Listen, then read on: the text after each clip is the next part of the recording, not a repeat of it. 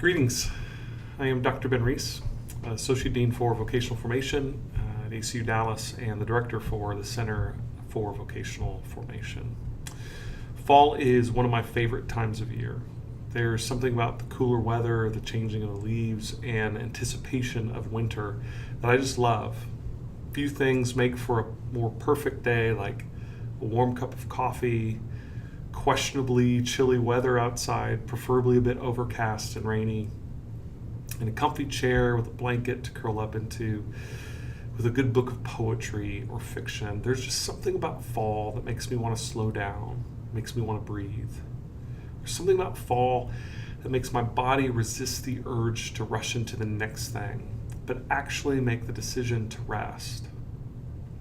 It might be because our summers are consistently chaotic and fall's the time where my life says, okay, enough, you need to slow down. Or maybe that I know with the holidays coming, the space to breathe and simply be, that it's not going to be here for long, as Thanksgiving and Christmas and New Year's brings with it a new kind of chaos. These might be some of the factors, sure, but truth be told, I really don't know. For whatever reason, fall is just one of those times in the year where my body and heart and mind slow down, and I find myself doing less. Or more appropriately, I find myself feeling less shame about not producing as much as I could be. So I grew up in Iowa, not on a farm growing corn or raising pigs, as the stereotype goes. I grew up in the city, but I spent plenty of time in the cornfields working summer jobs or visiting families from church who were actual farmers, growing corn and raising pigs. One of the important parts of farming that fascinated me as a child and still fascinates me today is when farmers would allow a field to lay fallow.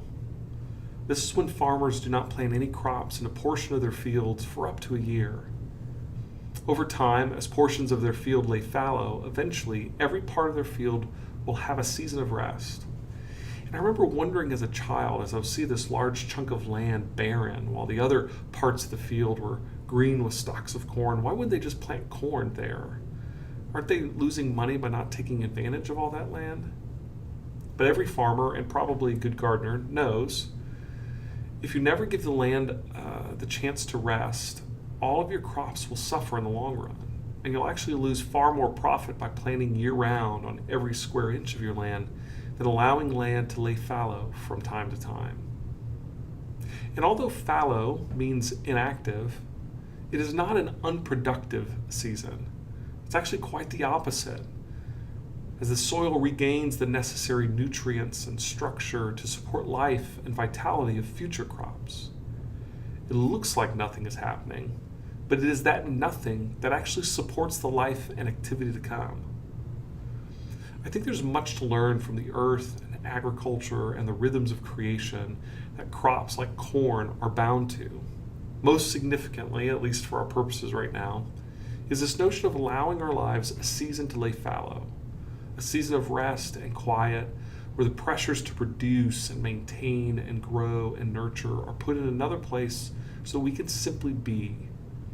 And just as those fields that lay fallow are actually being very productive, it's true for us as well. In the simple act of resting, we find all the fragmented and depleted parts of our life coming back together, regaining life and vitality and strength. We may not see it overnight, but with time and rest, we become more and more capable of engaging our world with greater compassion and love and humility and courage. Okay, most of us can't afford to take a year and do nothing. Most of us can't afford to do that for a week. But many of us can find a day here or there. Most of us can find 5 minutes here or an hour there if we really look.